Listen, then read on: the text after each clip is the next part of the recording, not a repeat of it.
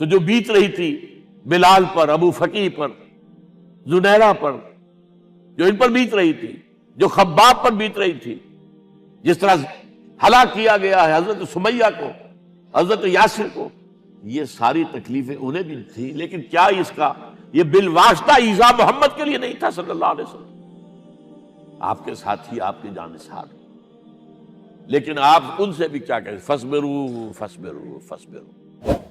جب ابو جہل بدترین ٹارچر کر رہا تھا حضرت سمیہ اور حضرت یاسر کو رضی اللہ تعالی عنہما، آپ کے علم میں ہے کیسی کیسی ٹارچر کی ہے؟ جوان بیٹے کو باندھ دیا ایک ستون کے ساتھ، اس کی نگاہوں کے سامنے برہنہ کیا ہے ماں کو،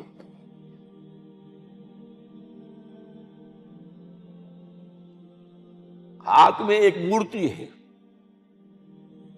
جب تنگ آ گیا، ستا کر تنگ کر کے مار مار کے حضرت سمیہ ٹس سے مس نہیں ہو رہی، کہتا ہے تم ایک دفعہ کہہ دو سمیہ کہ ہاں اس مورتی میں بھی کچھ ہے، میں تمہیں چھوڑ دوں۔ انہوں نے تھوک دیا، برچھا مارا ہے شرمگاہ کے اندر۔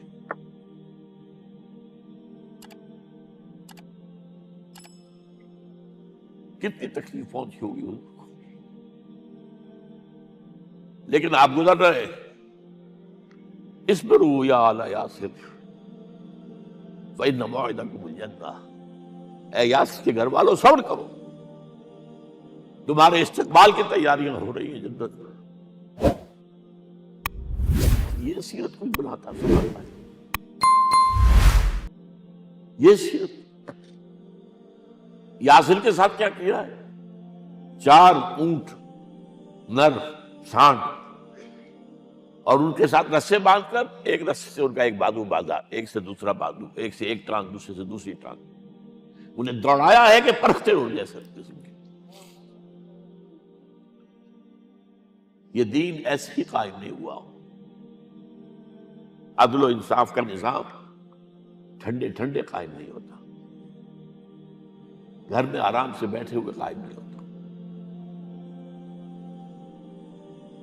اور سنیے، 3 برس شیب بنی ہاشم کے تو قید ہے، 3 برس ٹوٹل بائیکاٹ، ایک گھاٹی، ادھر پہاڑ ادھر پہاڑ، دونوں طرف جو ہے پہرے، کوئی کھانے پینے کی چیز اندر نہیں جائے گی، اور پورا خاندان بنی ہاشم، وہ بھی کہ جو ایمان نہیں لائے، وہ قبائلی زندگی تھی نا۔ بنو ہاشم چونکہ حضور کو پشت پناہی چھوڑنے کو تیار نہیں ہوئے، ابو طالب نے آخری وقت تک بھی ساتھ نہیں چھوڑا۔ ہاں، آخری وقت کے قریب ایک بات ہو گئی تھی، ایک مرتبہ تو ہوا کہ وفد آیا ہے قریش کا کہ اپنے بھتیجے کو روک لو، وہ ہمارے معبودوں کی توہین کرتا ہے۔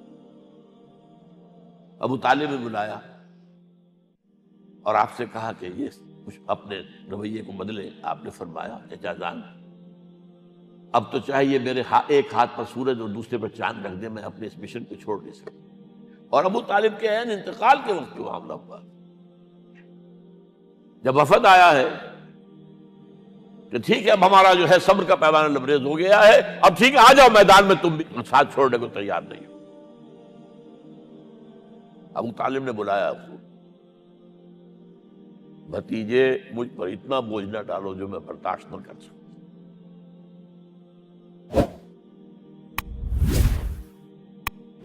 حضور کی آنکھوں میں آنسو آئے،